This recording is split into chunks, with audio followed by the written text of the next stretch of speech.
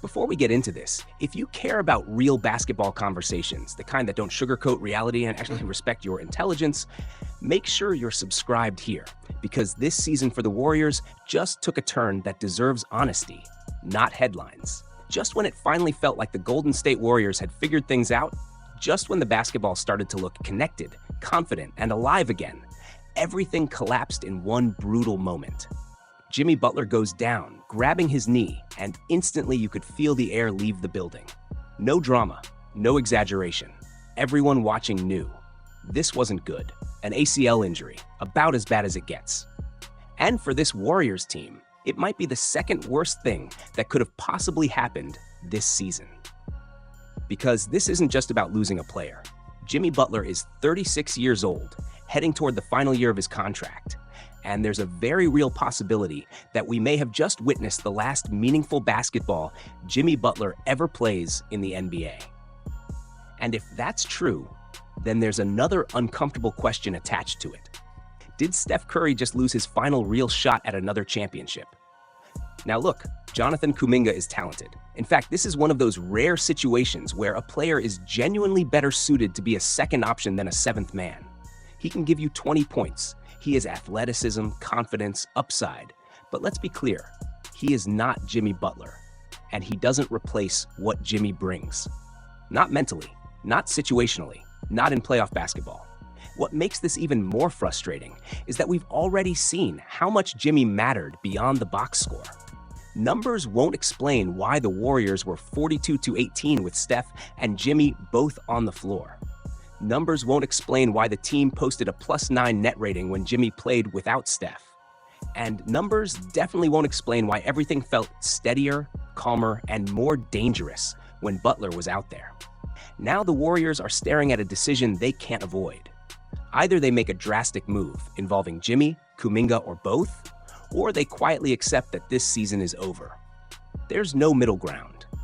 We've already seen this team without Jimmy. We saw it last year. And we've seen it this season whenever one half of the Steph-Jimmy pairing was missing. This team wasn't Batman and a group of side characters. It was Batman and the best Robin he could have possibly asked for. And you don't just replace that with effort, hope, or a few extra shots. And from here, the story only gets more complicated. You don't just replace the loss of one of the top 20 players in basketball. And I know that sounds wild to some people, but the evidence is everywhere if you're actually paying attention. Look past the surface stats. Look at the advanced numbers.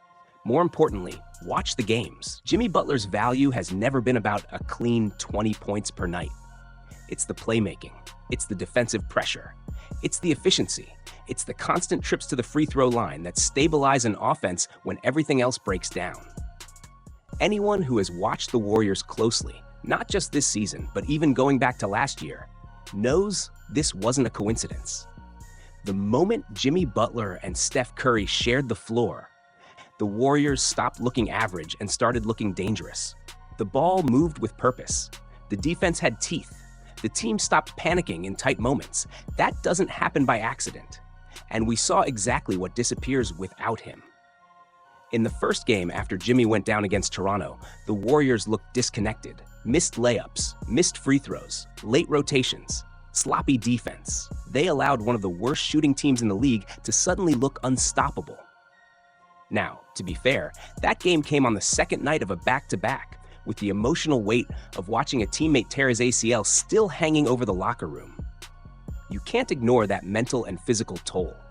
No team just shrugs that off and plays clean basketball. But here's the problem. This wasn't a one-game overreaction. We already have too much evidence. Game film, lineup data, net ratings. Every version of this team without Jimmy Butler has the same ceiling. They fight, they compete, but they don't threaten anyone serious. And that reality leads us to the championship conversation. A lot of people laughed at the idea. The Warriors were 25-19, sitting 8th in the West. This team isn't winning a title, they said. And honestly, that's fair. But here's where I disagree. The idea that Steph Curry and Jimmy Butler, even at this stage of their careers, couldn't be the two best players on a championship-level team is wrong. What the Warriors actually needed wasn't another superstar. They needed to flip Jonathan Kuminga's salary into one more reliable, high-level NBA piece. With DeAnthony Melton, with Al Horford, you could finally see the structure forming. Roles made sense, lineups stabilized, and just as all of that started to click, Jimmy Butler was playing his best basketball of the season. More aggressive, more explosive, more engaged than he had been all year. And then, it was gone. It was locked in. Even in the game against Miami, the same game where everything went wrong, Jimmy Butler already had 17 points before the middle of the third quarter. He looked sharp. He looked aggressive. He looked like himself.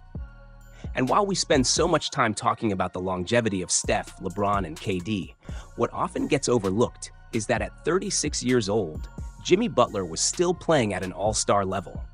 That's what makes this moment hurt even more. The timing couldn't have been worse. Andrew Wiggins had just returned. Jimmy was facing his former team. The energy was right. The direction finally made sense. And then, in an instant, it was gone. Not just for the Warriors, but for the league. Moments like that remind you how fragile this whole thing really is. But as brutal as it feels, the NBA doesn't stop for anyone. You don't get time to grieve. You don't get sympathy wins. And the Warriors can't afford to freeze. Because Steph Curry is still Steph Curry. He's still one of the 5 or 6 best players on the planet. And when you have a player like that, your responsibility is simple. Maximize the window, no matter how uncomfortable the decisions become. From here, the Warriors realistically have 2 paths. The first is the patient route. Move Jonathan Kuminga for expiring contracts. Preserve flexibility. Accept that this season is likely lost. Hope Jimmy Butler can return early next year. Rebuild the roster around Steph, Jimmy, and Draymond with smarter depth, cleaner fits, and a clearer identity. That appears to be the message coming from the front office. The idea that Jimmy could give them another boost next season, the same way he did when he first arrived. And there's logic there. It's safe, it's controlled, it avoids panic, but there's also the second option, the uncomfortable one. The option no one wants to talk about, trading Jimmy Butler. Now, publicly, of course, they'll say they're not considering it. What else are they supposed to say? But this isn't about ethics or loyalty. This is about reality. Jimmy Butler understands the business of basketball better than almost anyone. He's been traded, he's forced moves, he's navigated situations most stars never survive. That doesn't diminish what he's meant to every stop he's made. It just means he knows how this league works. And if the Warriors believe Steph Curry still has something special left in him, then they have to at least explore whether Jimmy's contract can be transformed into real, immediate impact. Now, this is where things get tricky, because the moment you say certain names, fans immediately shut down. And honestly, that reaction is earned. Injury history matters. Availability matters. Risk matters. Warriors fans have lived this already. They are exhausted by it. And the frustration you're hearing isn't irrational. It's protective.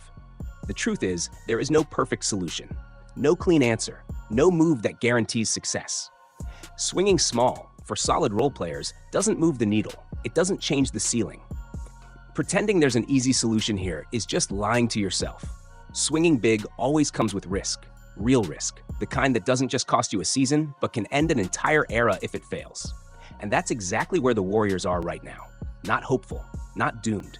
Just stuck between urgency and fear. This team still has talent. It still has pride. And most importantly, it still has Steph Curry playing at an elite level. But whatever move comes next won't just shape this season. It will define how this era is remembered, whether it fades out quietly or takes one last terrifying swing. Because at this point, there are no perfect answers, only consequences.